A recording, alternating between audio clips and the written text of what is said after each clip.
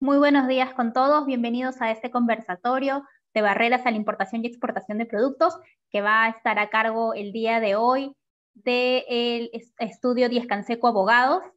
El día de hoy nos acompaña Roxana Arellano y José Carlos González, que son socios de la firma Díez Canseco, y nos van a estar hablando un poco sobre este tema. Comentarles que durante el transcurso de la exposición van a poder dejar sus preguntas y dudas, consultas en la caja preguntas y respuestas que está ubicado en la parte inferior de la pantalla, o de lo contrario a través del chat. Al finalizar la exposición, tanto Roxana como José Carlos van a estar respondiendo a todas sus preguntas.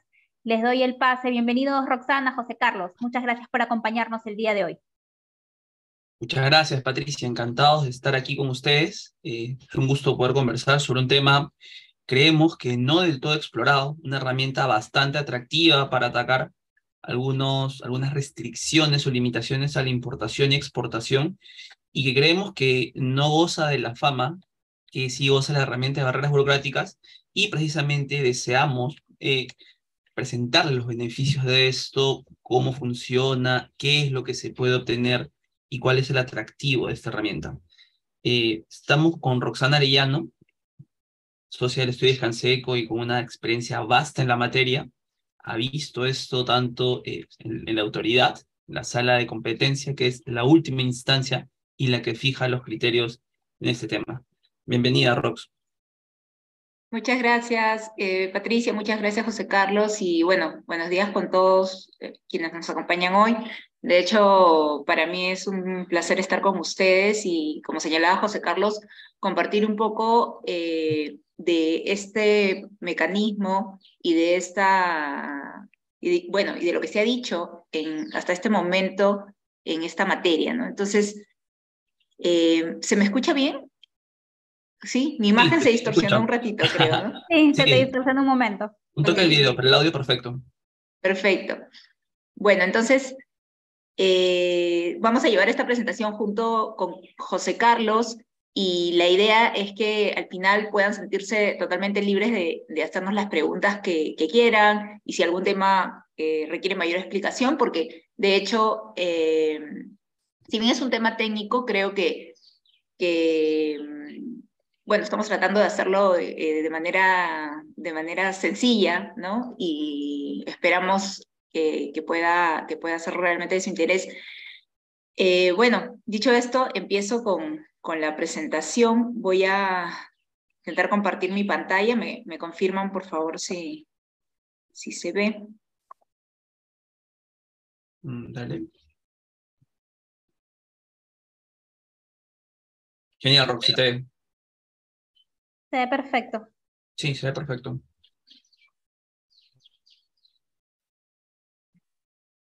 Ok. Bien.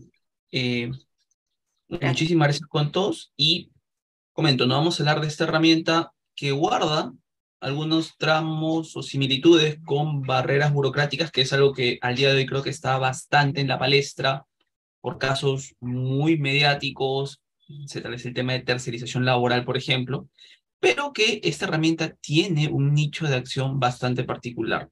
Porfa, el siguiente, Rox. Esa es un poco la agenda que hemos preparado para conversar el día de hoy. Primero, en la medida que este concepto creemos que no está tan difundido, queremos definir en corto qué es una barrera comercial no arancelaria, qué es lo propio, para que en adelante puedan decir, oye, aquí hay algo que esta herramienta que nos hablaron José Carlos y Rox nos puede funcionar o la podemos cuestionar. Segundo, diferenciarlo de su primo hermano más conocido, más mediático y con más rating, que es el de barreras burocráticas. Hay diferencias puntuales claras para marcar la línea. Luego sí vamos a hablar un poquito de cómo es el análisis para decir que alguna de estas limitaciones no nos debería ser impuestas. Y no nos debería ser impuestas porque o son ilegales o son carentes de razonabilidad. Además, también es bueno tener claro qué cosa no puede ir por esta herramienta, este procedimiento que les presentamos el día de hoy. Vamos a conversar de casos prácticos y reales para que veamos la aplicación. Y finalmente vamos a entrar a dos temas que creo que a quienes como el día a día, como ustedes están en el día a día en la práctica, interesa bastante, ¿no? La estructura del procedimiento, plazos y los efectos de una resolución o un pronunciamiento en materia de barreras comerciales no arancelarias. ¿A qué puedo acceder? ¿Qué es lo que puedo ganar? Siguiente, por favor, Rox.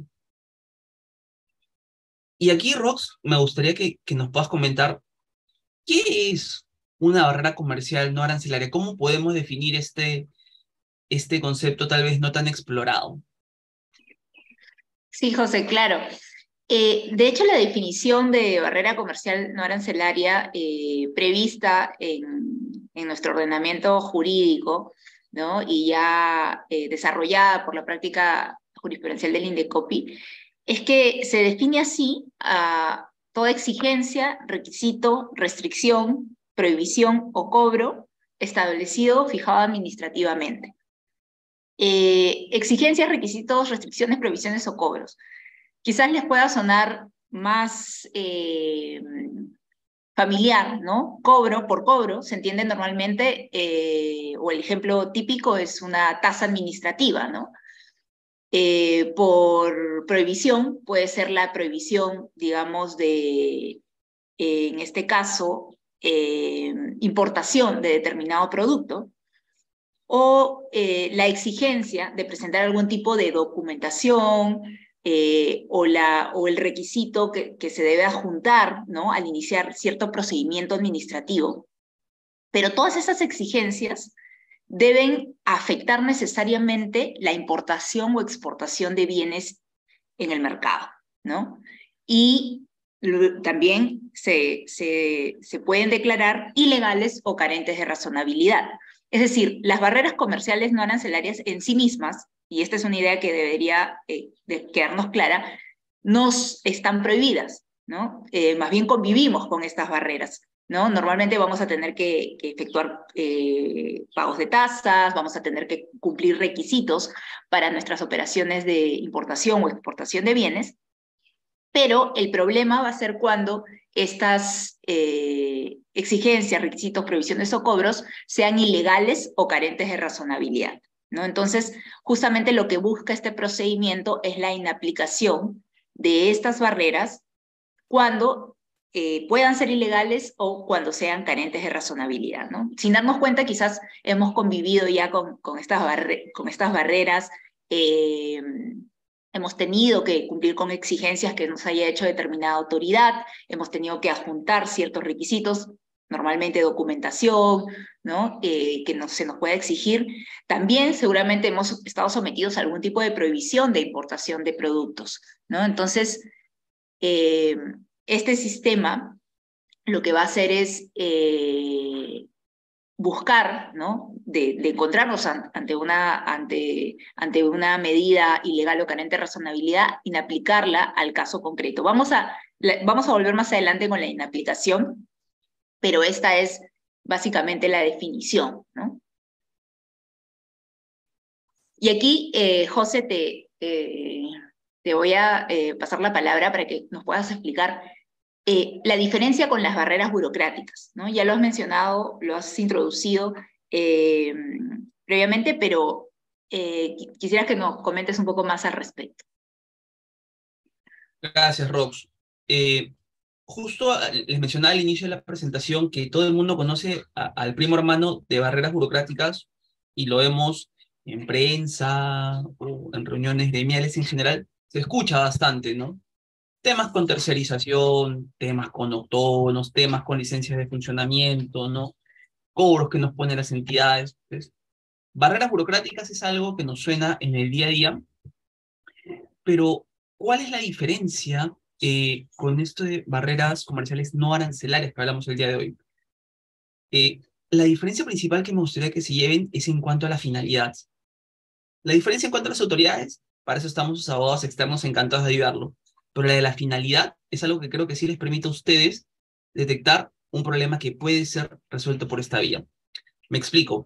Barreras burocráticas habla de todo requisito, prohibición, cobro, que afecte actividades que hago en el mercado interno, actividades de corte económico, ¿no? Una denegatoria de una licencia, una tasa exorbitante que me están imponiendo, una prohibición para desarrollar determinada actividad, una prohibición o una limitación por un tema de zonificación tal vez. Todo esto tiene como común denominador que limitan mi actividad económica en el mercado interno. Y esto es algo que al día de hoy creo que estamos bastante familiarizados.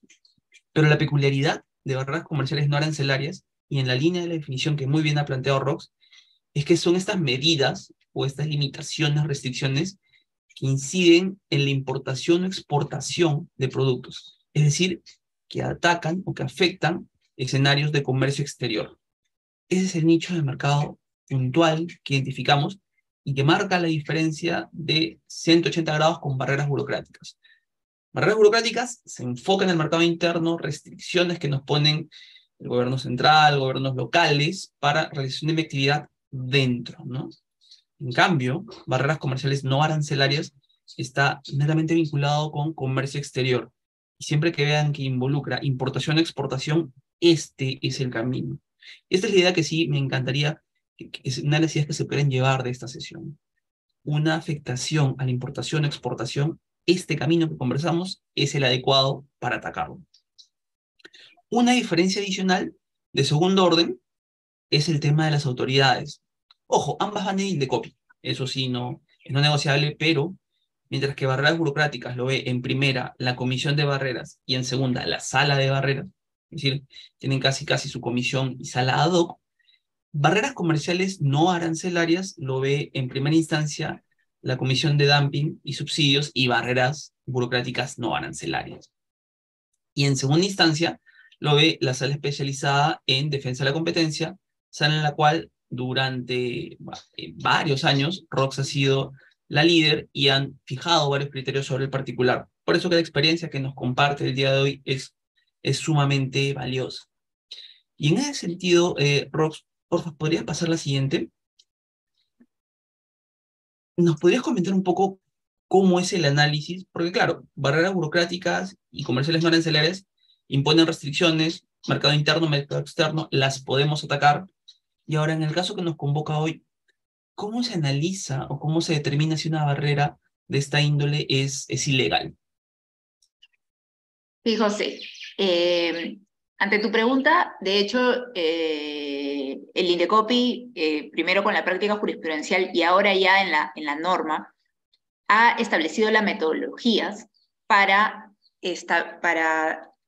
señalar, bueno, aparece un poco movida en mi pantalla, pero se me escucha bien, ¿verdad? 100%, se te escucha muy bien. Perfecto, ok. Bueno, como les decía, se ha establecido ya la metodología para establecer cuándo una barrera comercial no arancelaria es ilegal y también carente de razonabilidad. Pero esta metodología tiene dos pasos, ¿no? Primero, analizamos la ilegalidad y si pasa la evaluación de legalidad, ¿no? Si pasa los filtros que vamos a repasar ahora, recién se analiza la carencia de razonabilidad. Si de este primer análisis concluimos que la barrera es ilegal, ¿no? Ya no se sigue con el análisis de razonabilidad. Entonces, eso es algo que nos debe quedar claro, pero quizás ya como dato o estrategia, digamos, lo que normalmente se hace es presentar los argumentos que se tengan para tanto establecer los argumentos de ilegalidad como de carencia de razonabilidad, ¿no? Entonces, normalmente, en una denuncia, digamos, van a aparecer juntos. Ahora, ya sobre el tema de la ilegalidad, este análisis tiene tres elementos, ¿no? Primero es el análisis que se denomina legalidad de fondo o competencias, ¿no?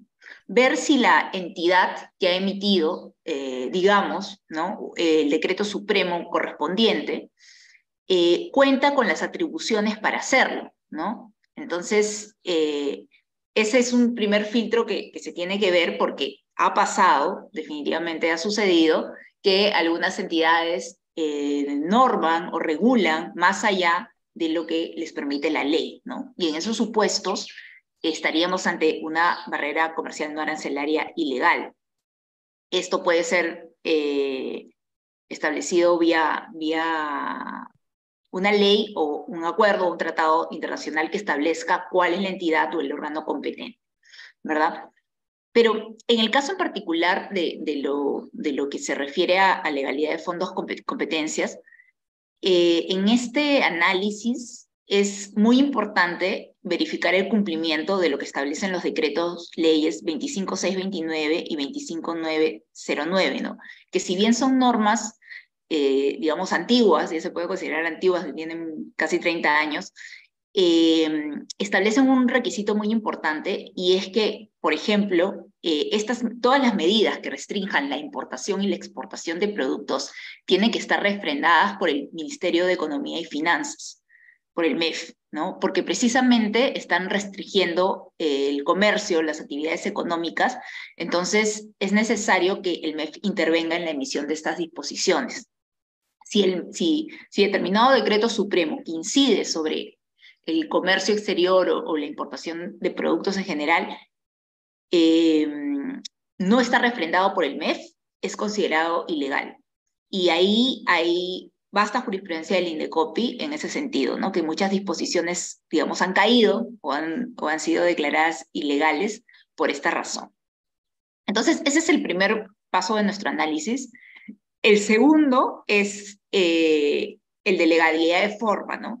Como sabemos, sobre todo la emisión de normas, voy a seguir con el ejemplo del decreto supremo, tiene ciertas formalidades que exige nuestro marco legal vigente, ¿no?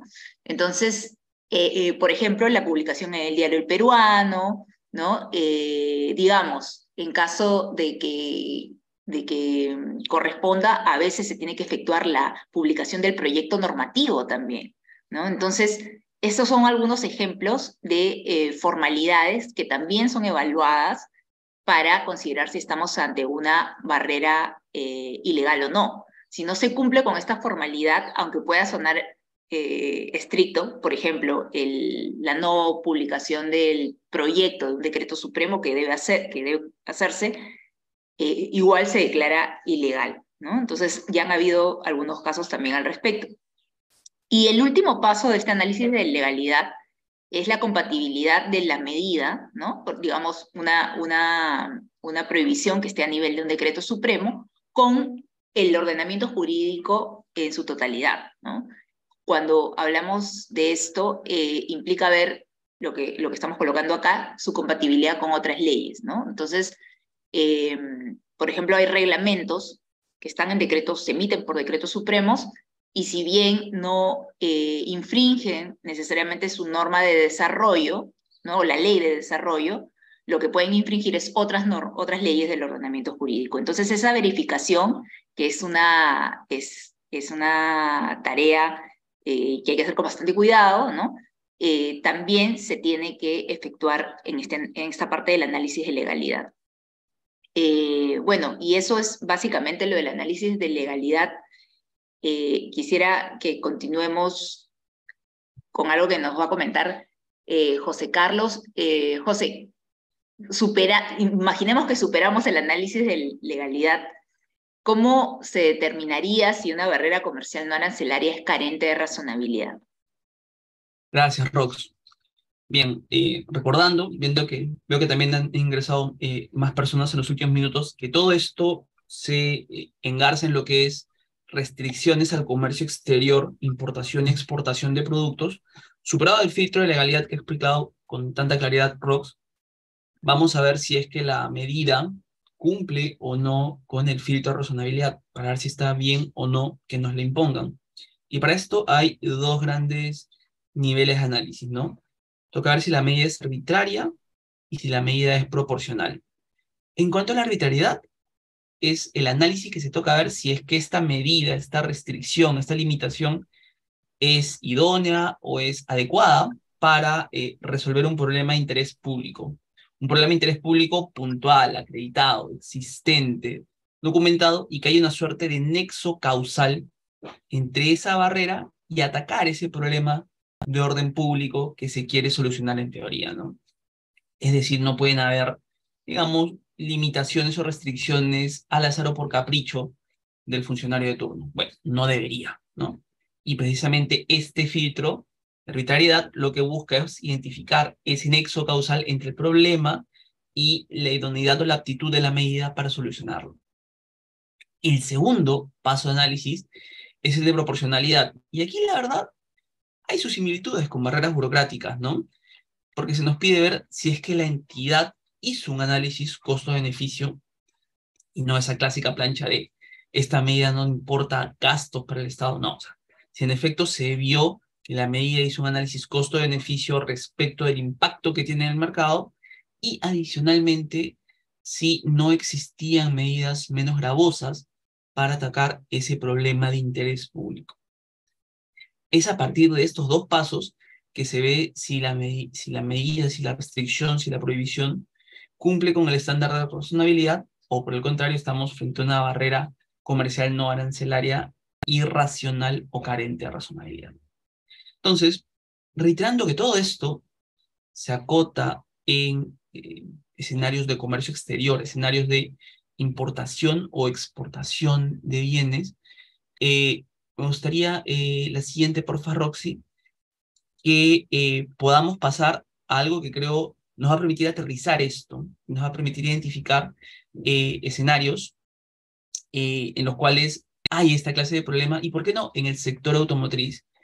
Y para eso, Rox en su vasta experiencia ha encontrado supuestos o casos que involucran al sector automotriz en el cual ustedes se desenvuelven día a día. Rox, porfa, ¿nos podrías comentar los casos prácticos? Sí, José, claro que sí. De hecho, hemos seleccionado algunos de los tantos casos para ver cómo podemos ilustrar mejor las definiciones que ya les hemos presentado. Un caso recurrente que ha tenido el Indecopi en los últimos años es precisamente vinculado con el Reglamento Nacional de Vehículos, en el cual se exigía presentar una autorización original del fabricante a fin de poder nacionalizar motores y autopartes usadas, ¿no? Entonces, quizás acá para regresar un poco al marco conceptual, al marco de análisis que comentábamos, ¿no? Aquí estamos frente a una disposición de carácter fijada administrativamente, porque esta exigencia se establece a través de un decreto supremo, que es el Reglamento Nacional de Vehículos, ¿no? Y precisamente lo que hace es establecer una exigencia a la importación, ¿no?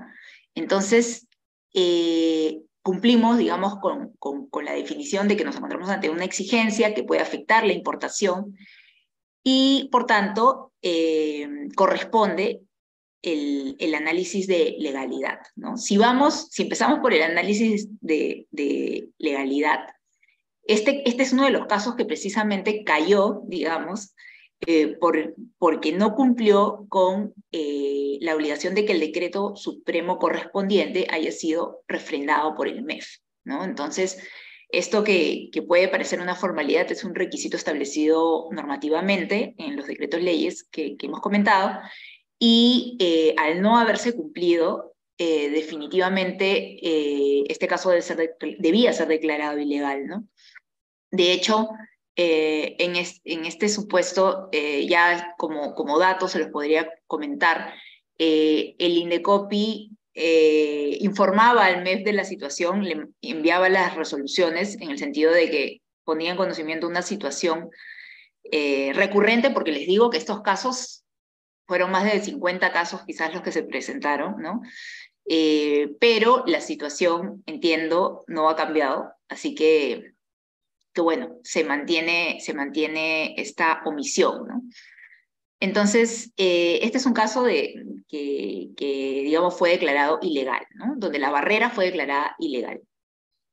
Ya un segundo caso, también del año 2020, ¿no? Fue que se denunció también un decreto supremo en el cual se exigía contar con una autorización como droguería a fin de poder importar ambientadores de autos, ¿no? Eso sucedió en el mercado automotriz y, de hecho, lo que se denunciaba en ese momento era la ilegalidad de la medida, pero sobre todo se ponía énfasis en la carencia de razonabilidad, ¿no? En el sentido de que se tenía que prácticamente constituir un establecimiento para poder realizar la importación de este tipo de productos, ¿no? Como sabemos, según la norma, solamente las droguerías podían realizar la importación de este tipo de ambientadores que califican como productos de higiene doméstica y productos sanitarios, a la vez según las disposiciones de la Comunidad Andina, ¿no? Entonces, esta regulación en particular de los ambientadores, como se desarrolló en la resolución del INDECOPI, ¿no? Implicaba también analizar, ¿no? La legislación comunitaria andina, que precisamente había uniformizado el tratamiento de esto para todos los países miembros, ¿no? Es por esa razón que en rigor esta exigencia pasó el filtro de legalidad, ¿no? Porque tanto las normas comunitarias andinas como la ley, en este caso de productos farmacéuticos, establecían la restricción, ¿no? Entonces no se trataba de una restricción que no tenía amparo en la ley. Entonces se superó el filtro de legalidad y correspondía efectuar el filtro de razonabilidad, ¿no? Y ya una vez que se analizó, efectivamente, se concluyó pues que la medida no había, o mejor dicho, el ministerio, ¿no? No había, no tenía primero una justificación adecuada, ¿no? para establecer esta restricción, ni mucho menos se había realizado un análisis costo-beneficio de lo que podía implicar para los importadores, ¿no? Es decir, los costos que tenía que sopesar una empresa para realizar esta importación versus los beneficios que podría generar al usuario, no sé, a los consumidores, ¿no? Que son aspectos que deben ser valorados para la emisión de una regulación, ¿no? Asimismo, como creo que ya algunos pueden sospecharlo, no se evaluaron medidas menos gravosas, ¿no? Que es otra parte del análisis que nos comentaba José Carlos, ¿no? Es decir, de todas las medidas, hice un análisis, lo que tiene que hacer en este caso, el funcionario que emite esta resolución o que va diseñando esta resolución es identificar precisamente si hay medidas, si entre todas las medidas posibles estoy escogiendo la medida que es menos gravosa para los administrados, ¿no? Entonces, en este caso en particular, no se superaron esos filtros, no había análisis costo-beneficio y tampoco se hizo un análisis de medidas menos gravosas, ¿no? Y que en este caso nos podríamos estar encontrando ante una medida desproporcionada y por tanto carente de razonabilidad, ¿no? Después, otros casos que también ha visto el INDECOPI se vinculan a la importación de productos como desinfectantes, ¿no? En este caso, la denuncia fue por la imposición de un plazo de vigencia a la autorización para la importación de un producto desinfectante. Este caso también se declaró ilegal, ¿no? Porque contravenía expresamente la Ley de Procedimiento Administrativo General, específicamente el artículo 2, que establece que las autorizaciones en rigor deben darse sin, los actos administrativos, ¿no? Como lo son las autorizaciones, deben darse sin plazo, salvo que una ley disponga algo distinto, ¿no? Entonces, no había una ley en el ordenamiento jurídico que le permita a la entidad establecer un plazo para la vigencia de la autorización, ¿no? Entonces, por esa razón es que en este caso también se declaró ilegal la medida, ¿no? Entonces, no fue necesario efectuar el análisis de razonabilidad porque ya se declaró ilegal, ¿no? Después, un caso un poco más antiguo del año, este caso que les acabo de mencionar es del 2021, un caso más antiguo del 2012, ¿no? Es aquel en el cual se cuestionaba la exigencia de que las pilas y baterías de zinc carbón estén recubiertas de una envoltura metálica con ciertas características, ¿no? Este caso en particular, si bien pasó el análisis de legalidad, ¿no? Fue finalmente declarado carente de razonabilidad, porque la entidad admitió incluso que no contaba con un sustento técnico para la imposición de la medida, ¿no? Y eso es bastante gravoso, ¿no? Que cargas como estas, o especificaciones como estas no tengan sustento alguno, ¿no? No tengan ninguna razón técnica que las respalde. Entonces, por esa razón fue declarada carente de razonabilidad. Y ya un caso más actual, que seguramente pueden haber escuchado y que, digamos, está en boga, ¿no? Fue la denuncia por la prohibición de uso de adhesivos con las advertencias publicitarias que deben ser consignadas en los alimentos y bebidas no alcohólicas que son materia de importación, ¿no? Las advertencias publicitarias más conocidas como los octógonos, que ahí vemos las imágenes, sobre indicar si es alto en sodio, alto en grasas saturadas, alto en azúcar, si contiene o no grasas trans, ¿no?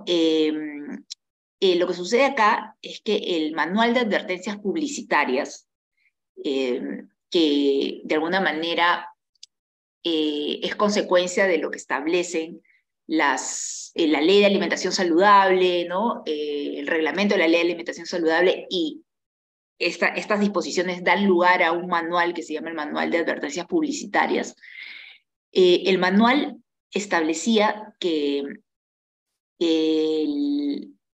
no se podrían, o sea, que no se podían utilizar estos adhesivos, es decir, que estos stickers, digamos, que se puedan desprender con facilidad, ¿no? Porque la idea de esta normativa era que vayan, ¿no? Como parte del empaque, ¿no? O sea, directamente en el empaque, que el empaque, la etiqueta, digamos, ya sea diseñada con las advertencias.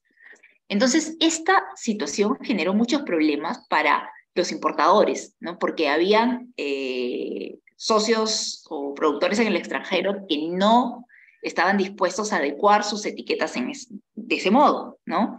Porque es una disposición muy específica, ¿no? O resultaba muy costoso hacerlo.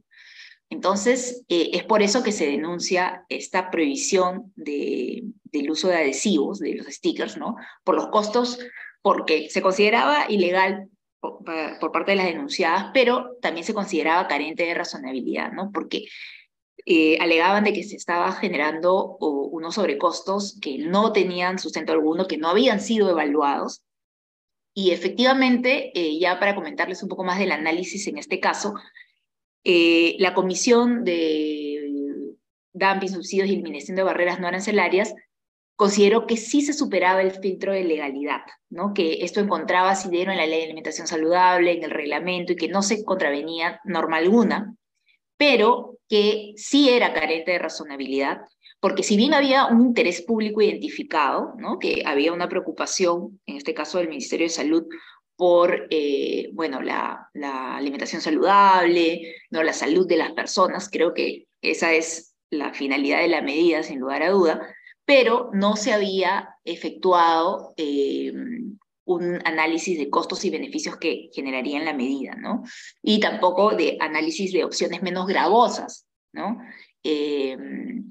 Por ejemplo, como opciones menos gravosas, en este caso, las partes alegaban que hay etiquetas, ¿no? Perdón, hay stickers de difícil remoción, ¿no? Que son stickers con características especiales, ¿no? Que también las empresas podrían usar en lugar de prohibir a rajatabla, digamos, el uso de adhesivos con las advertencias publicitarias. Entonces, este caso, digamos, fue declarado carente de razonabilidad. Muchas empresas, a partir de la primera denuncia, también han denunciado esta disposición, ¿no?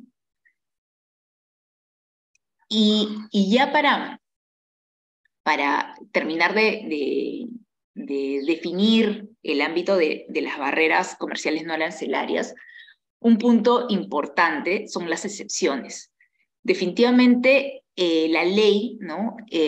Ha considerado que algunas medidas no califican como barreras comerciales no arancelarias según la definición, o están expresamente excluidas, ¿no?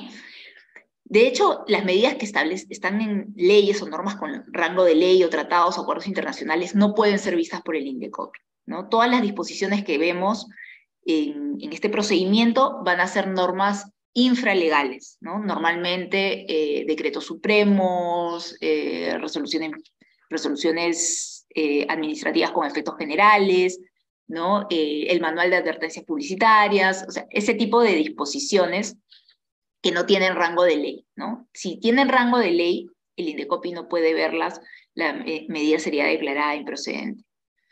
Después, tampoco califica como barrera comerciales no arancelarias cualquier inactividad de la administración pública, ¿no? O la omisión, ¿no? Por ejemplo, vamos a ver más adelante, hay un caso en el cual se dice se ha omitido establecer el procedimiento respecto de tal proceso de importación, ¿no?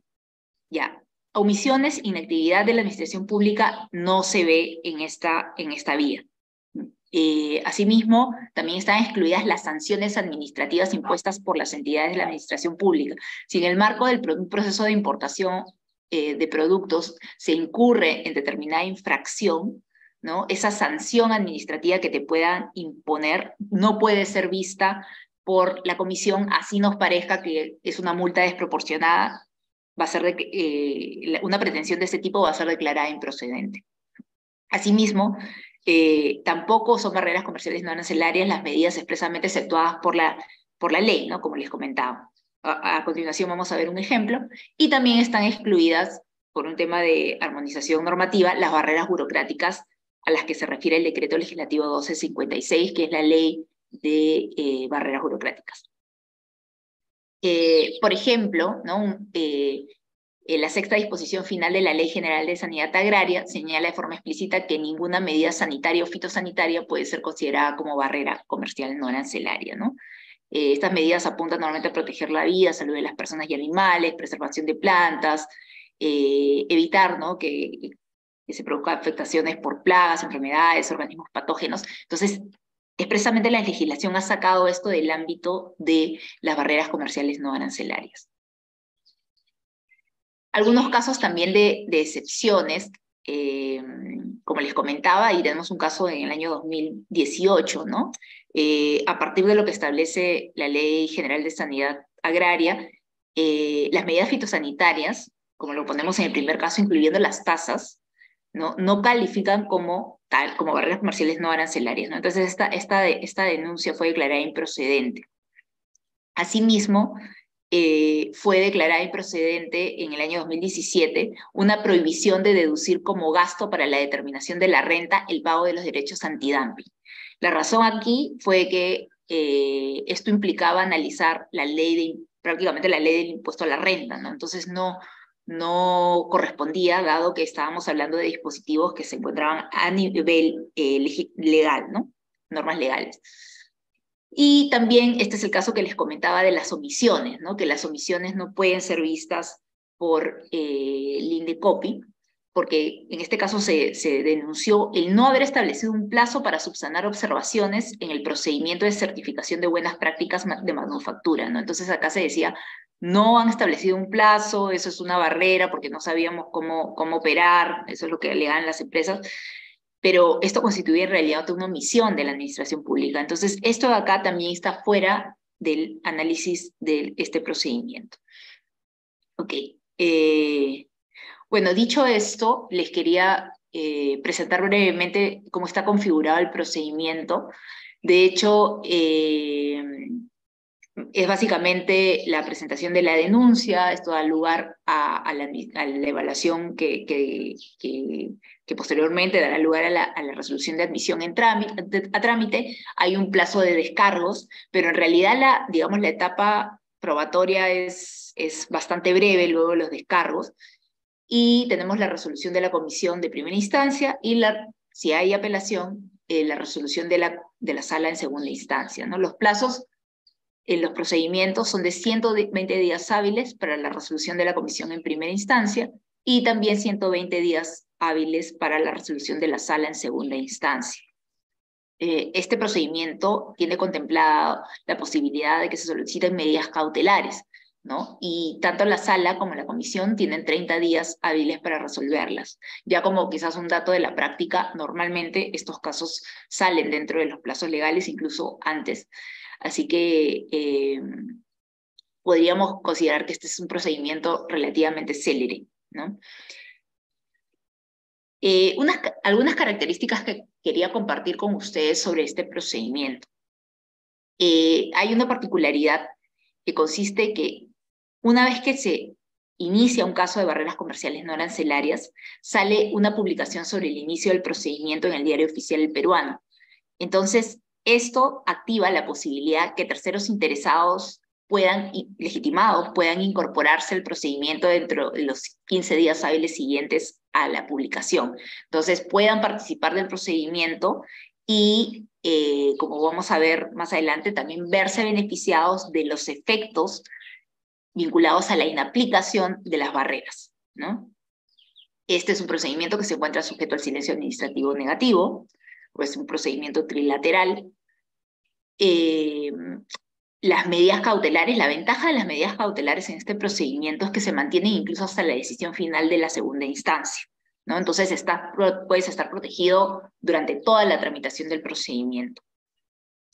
Un aspecto que, digamos, quizás no es muy positivo es que la comisión no cuenta con facultades sancionadoras en esta materia, ¿no? Es decir, si se incumple después el mandato de inaplicación, la comisión no puede sancionar, a diferencia de lo que sucede en el régimen de barreras burocráticas, donde si el ministerio o la entidad pública que tiene ya una resolución en la cual se le señala que determinada disposición es barrera burocrática, no la cumple, ¿no? Ahí la Comisión de Barreras Burocráticas puede sancionar, pero no pasa lo mismo con las facultades que se le han dado a la Comisión de Dumping, Subsidios y Eliminación de Barreras Comerciales No Arancelarias, ¿no?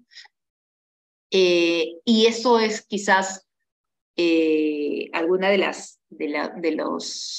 los aspectos también diferenciadores, es que la inaplicación solo surte efectos para el caso en concreto, ¿no? Ya en barreras burocráticas,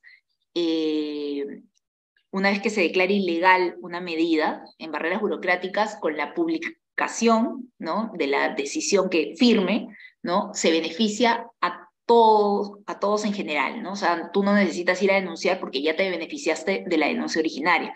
Sin embargo, en el procedimiento de eliminación de barreras comerciales no arancelarias, no existe eso, ¿no? Solamente los efectos de la decisión, la inaplicación de la barrera es para el caso en concreto del denunciante y de los terceros apersonados, ¿no? Entonces hay que estar, digamos, atentos también con la publicación en el peruano, porque podríamos, de ser el caso, apersonarnos y beneficiarnos de los efectos de la inaplicación.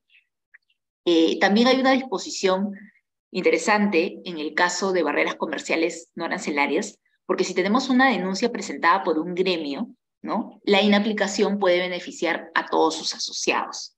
Entonces, este es otro aspecto también positivo, digamos, o particular del procedimiento. Entonces, bueno, básicamente esas son las características más saltantes que les queríamos comentar. José, no sé si tú quisieras agregar algo adicional antes de pasar a las preguntas, quizás. No, de hecho creo que Rox ha estado bastante claro. Las reglas de juego del procedimiento tienen sus semejanzas con barreras, pero tiene una diferencia puntual en cuanto al tema de los efectos. Sí, lo de barrera está más difundido y con efectos más potentes, pero eso no quita que podamos encontrar aquí una herramienta en la cual, caso por caso, como gremio, se pueda obtener una protección especial o una inaplicación de una barrera a la importación o exportación de productos. Solo eso para completar por mi lado, Rox. Perfecto, perfecto. De hecho, podríamos empezar con, aquí ya nos han dejado una pregunta en la cajita de preguntas. ¿Voy yo directo, Patricia? ¿Sí? Sí, directo. Ok, nos pregunta Cristian Iván Zapata, si deseo importar equipos de navegación, que ya cuenta con permiso de la casa comercializadora, ¿me podrían retener la mercadería por no contar con homologación? Y para obtener la homologación y el permiso de internamiento, solo necesitaría el certificado emitido por el fabricante. Bueno, es una pregunta que tiene bastantes aristas, Cristian. De hecho, bueno, si ya tienes el permiso de la casa comercializadora, ahí habría que ver cuáles son los requisitos para la importación, ¿no? O sea, ¿qué está exigiendo, en este caso, el decreto supremo? No sé qué norma es la que estamos hablando, pero tendría que estar, primero que las disposiciones que busquemos cuestionar tienen que estar, como les mencionaba, en normas de carácter infralegal, ¿no? Por ejemplo, decretos supremos. Entonces, sí, ok, tú tienes el permiso de la casa comercializadora, perfecto, pero si te podrían o no retener la mercadería por no contar con homologación, depende si te están poniendo como requisito primero el tema de la homologación, ¿no? O cumplir con determinada homologación, o cumplir con algún otro requisito que esté en la norma correspondiente, ¿no? O sea, como te decía, ahorita yo no te podría decir si eso es legal o ilegal, porque tendríamos que contrastarlo con la ley correspondiente del procedimiento que estemos hablando. Pero en rigor, ¿no? La exigencia de obtener una homologación y un permiso de internamiento pueden ser barreras comerciales no arancelarias. ¿No? O sea, por definición, digamos, pueden ser. Ahora, habría que analizar las normas pertinentes para ver si son ilegales o si son carentes de razonabilidad, ¿no? Esa es, por ahí iría mi respuesta con los datos que me estás diciendo, ¿no? No sé, José, si ahí tú quisieras complementar con algo. Sí, gracias, Rox. Ayer a la pregunta de Cristian sería ver si esa consecuencia puntual de retención de mercadería, que es lo que te genera el problema, primero, ¿cuál es el sustento normativo de eso? ¿Viene de una ley? Si viene de una ley, estamos complicados. Si viene aguas abajo de un reglamento, por ejemplo, podemos seguir escarbando. Y ahí sí tendríamos que revisar un poco más para decir, oye, sí, probablemente esto no tiene un respaldo normativo y aquí podría haber un caso. Porque sí, o sea, de lleno, el problema en abstracto que nos comentas impacta en un tema de comercio exterior. Primer filtro, check. Nos tocaría entrar a ver, oye, ¿cuál es el sustento de eso? Si es legal, el tema, el sustento viene directamente de la ley, estamos complicados, pero si no, sí se puede escarbar y podría haber ahí un posible caso. Por eso. Veo también que nos pregunta Ernesto sobre este proyecto de ley 2797. De lo que recuerdo de este proyecto, cuando se conversó, un aspecto importante o que un gran cambio que sería este proyecto, creo que viene desde el grupo de Avanza País, es que se busca cambiar precisamente lo que está en pantalla, que ya no sea como el status quo actual, que la inaplicación es el caso concreto, sino que sea efectos generales. Lo cual sí, evidentemente es bastante positivo. ¿Por qué? Porque cuando uno detecta una ilegalidad, en realidad si hay algo que es ilegal para ti, es ilegal para el resto, ¿no? ¿Ya? Si una entidad impuso un requisito, una prohibición que no debía, que no tenía sustento, que contraviene otra norma de rango legal, de igual que lo presenten José Carlos o Rox, es ilegal para cualquiera. Entonces, sí es positivo que se busque hacer esa ampliación de los efectos y que sea como en el caso de barreras, ¿no? Una prohibición de alcance general para los casos de ilegalidad. Entonces, en ese sentido, sí es bastante saludable. Justo eso creo que quería comentar, no sé si... Bueno, por nuestro lado, ya como para ir haciendo el cierre, saber cuáles serían sus recomendaciones finales de esta charla, qué les dirían a las personas que están asistiendo el día de hoy. Dale, ahí si quieres empiezo yo, Rox. Sí, dale. Creo que una pregunta como la que planteó, creo que fue Cristian, sí, creo que fue Cristian, es una pregunta totalmente válida. Porque al final, si bien la pregunta de Cristian es compleja para responderla en un sí o no, sí identifica un problema en el comercio exterior, importación, exportación de productos. Entonces, si ven que hay algo ahí anómalo que limita el flujo de mercadería, ante la duda, la recomendación es consultar. Lo peor que puede pasar es que te digan, no gusta la medida, encarece, pero caballero, está impuesta en una ley y no la podemos atacar. Pero por el contrario, lo que podría pasar, el escenario que se podría abrir es que identifiquemos algo que, oye, en realidad nadie ha cuestionado esto, pero ¿sabes qué? No tiene respaldo legal. Y se abre una ventana para que una o dos empresas o el gremio puedan atacar algo y obtengan una protección especial. Entonces, la recomendación es, si identifican algún freno, alguna distorsión en materia de comercio exterior, evalúen esta posibilidad. Ante la duda, investigar y escarbar un poco más nos puede dar luces de que aquí hay algo que tal vez jamás se ha cuestionado, pero es manifiestamente ilegal o manifiestamente carente de razonabilidad, y el resultado puede ser sumamente atractivo. Esa sería la reflexión por mi lado. Muchas gracias. ¿Están algunas palabras finales? Justo No, Roxy. bueno, en principio, agradecer nuevamente a la Asociación Automotriz por el espacio y a todos los asistentes por su participación. De hecho, me parece que ya en la línea de lo que ha señalado José Carlos, es que quizás sin darnos cuenta, ¿no? hemos o estamos conviviendo con algunas barreras en el marco de nuestras actividades ordinarias, ¿no? Y quizás no hemos dimensionado los costos que nos puede generar esto, y quizás porque no hemos conocido los mecanismos con los cuales los podemos atacar, ¿no? Entonces, este procedimiento que les hemos presentado nos parece que es bastante útil, bastante beneficioso, y bueno, podría ayudar mucho para mejorar nuestros procesos y la eficiencia de nuestros negocios, ¿no? Entonces, nada, por nuestra parte también encantados. Si hay alguna otra pregunta, les dejamos en el chat nuestros correos para cualquier consulta, ¿no? Para lo que requieran. Muchísimas gracias. No, muchísimas gracias, Roxana. Muchísimas gracias, José Carlos. Igual, si hubiera alguna consulta al interna, nosotros se las vamos a retransmitir para que puedan de repente contestarla. A veces algunas cosas se quedan, algunas personas se quedan con la información y después por ahí les surge alguna duda. Así es que no se preocupen, las vamos a estar, si tienen alguna duda, se las vamos a retransmitir tanto a Roxana como a José Carlos. Muchísimas gracias. Esperamos estar con ustedes en una siguiente oportunidad. Muchísimas gracias a todos por su asistencia. Hasta luego. Muchas gracias. Gracias, hasta luego. Gracias. Un abrazo, cuídense.